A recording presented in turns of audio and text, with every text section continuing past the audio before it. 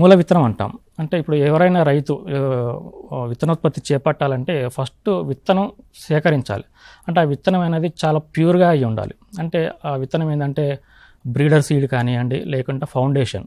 అదేవిధంగా సర్టిఫైడ్ గానీ, truthful label కాకుండా ఇప్పుడు ఇంతకుముందు చెప్పిన బ్రీడర్ సీడ్ గానీ, ఫౌండేషన్.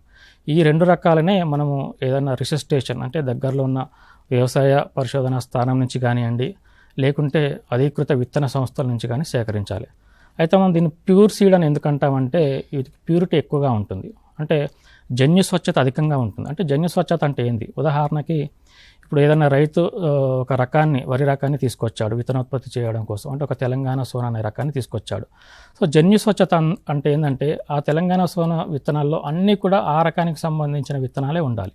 ఒకవేళ వేరే రకానికి సంబంధించిన విత్తనాలు అంటే వేరే జేజల్ 2-4-3 కానియండి, ఇంకా వేరే రకానికి సంబంధించిన విత్తనాలు ఉన్నట్లయితే దానికి జన్యు స్వచ్ఛత లేదని మనం చెప్పవచ్చు.